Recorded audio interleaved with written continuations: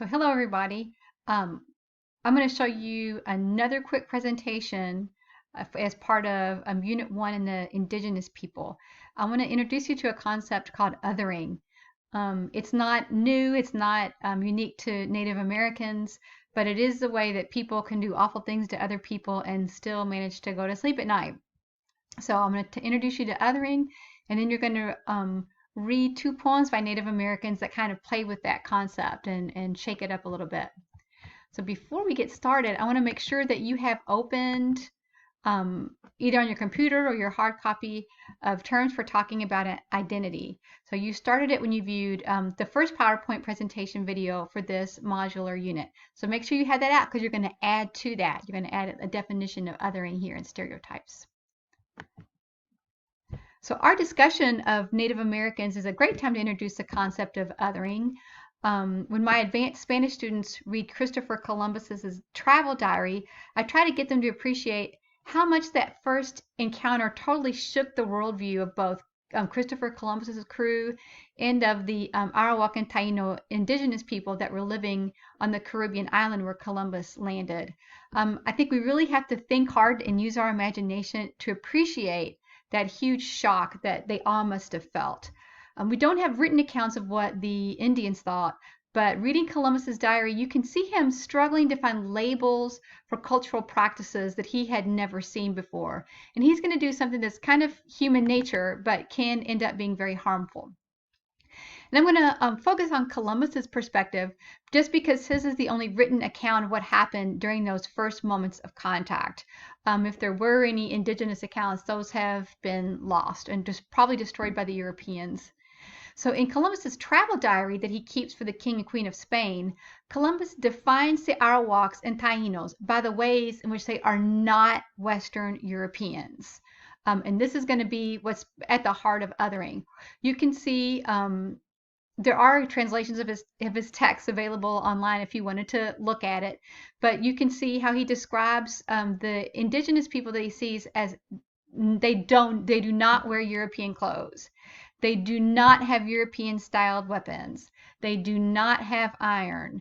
They have no religion. And if you do read passages, you might be amused by Columbus's claim that he had conversations with the Indians when he first arrived. It's obviously impossible for the Indians to have known Spanish and for the Spanish to know any of the languages of the Arawaks or the Tainos. They just had never crossed paths before. He was already putting words into their mouths and taking away their voice at the very first encounter.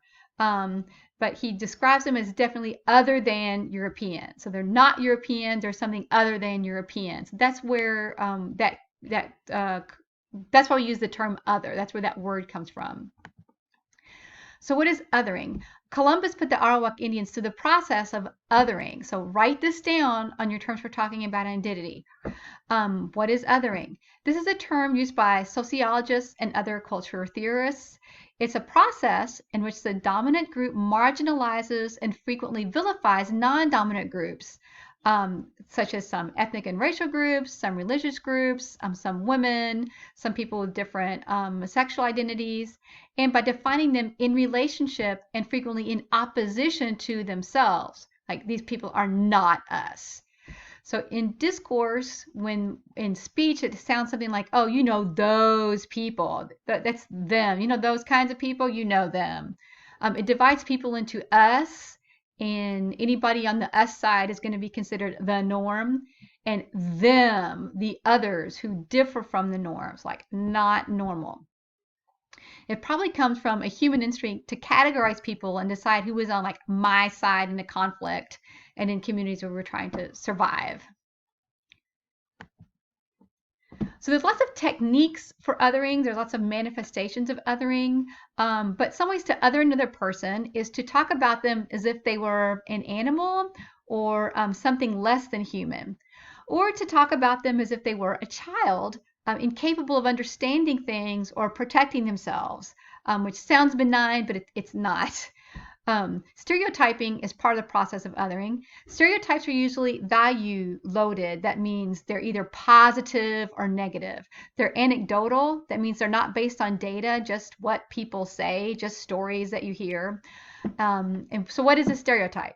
Okay, a stereotype is a set of limiting beliefs, and I use beliefs here in the sense of not based on evidence, it's just based on a story. Beliefs about the physical, behavioral, and psychological characteristics of a group or class of people. And stereotypes are usually bad even when they seem to be positive. Okay, this is just for fun. This is just for fun. A graphic designer made this map of the world based on stereotypes. This one is the one, stereotypes that Americans have of the rest of the world. Americans meaning people from the United States in this context. So there were others out there. I think these have since come down, but I still think this is just funny. Okay, so I say, so what? So what's the big deal with othering? Why is this such a bad thing? Othering is serious because it made it easier to justify the human rights atrocities that Europeans committed against the Native Americans. And I want to show you that. Fray Bartolomé de las Casas, for example, was a religious man, a fraile, a friar, who came to the Americas. He's originally from Spain. He wrote a book called Brevísima Relación de la Destrucción de las Indias. A brief relation or a brief account of the destruction of the Indies meaning those Caribbean islands. And there were some engravings made along with them. And these engravings, I'm going to show you a couple, were really graphic. These are things that the Europeans were doing to the indigenous populations in the Caribbean islands. Now, as you might guess, Fray de las Casas was an advocate for the indigenous, for the Indians. He was protesting the treatment that the Spanish and the Europeans were giving to the native population, to the Native Americans. And his protest is seen in these graphic engravings that were published along with his book. So here you can see here the Europeans, and here are the Indians. I guess he's trying to be a good Christian with his Bible there as they burn the Indian. I'm just going to let you see a couple of these. These engravings were made by Theodore de Bry. They're illustrations in the account. The book was published in around the 1500s. Las Casas writes of how the Spanish conquistadors hunted Indians for sport like animals. He writes of how the Europeans beat and dismembered and enslaved and killed them in horrific ways. He saw this, and again, this book was written as a protest. He's trying to defend the Native Americans. So here's another one. You can see that like little babies. There's another one. So last couple. It's like they used dogs to chase the Native Americans. And there's another one where it really looks like a carniceria, like a butcher. And it even got to the point where Las Casas, here he is, he's the guy who's trying to defend the Indians and expose all of this mistreatment.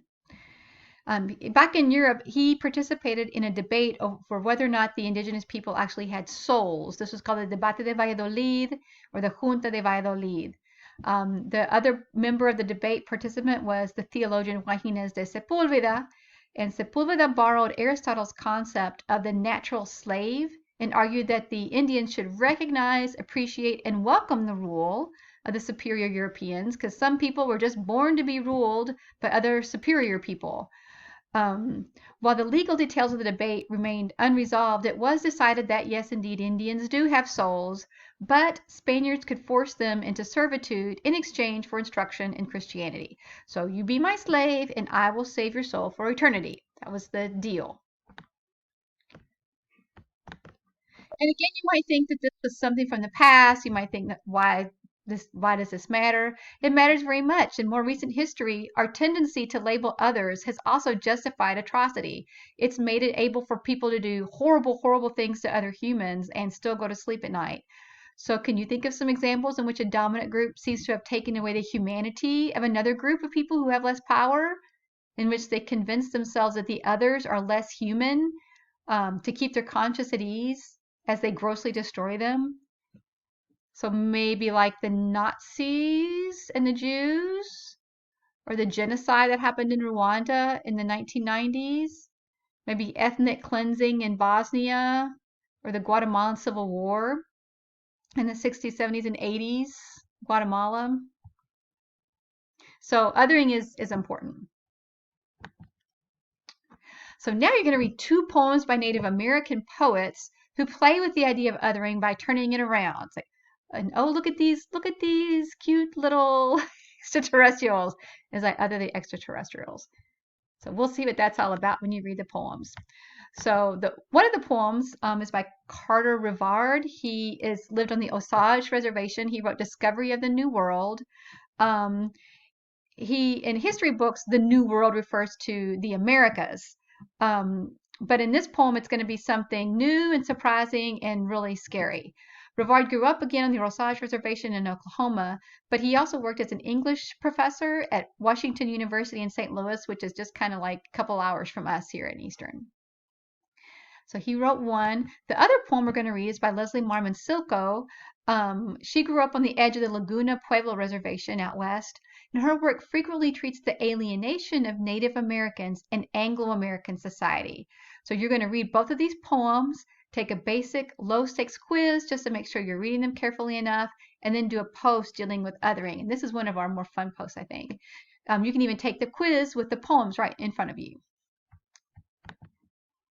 So this is what you'll be doing. Read the two poems, complete the quiz. It's one quiz over both poems. Compose the post for discussions, and you can see the details in the learning guide. So have fun, and I look forward to reading your posts.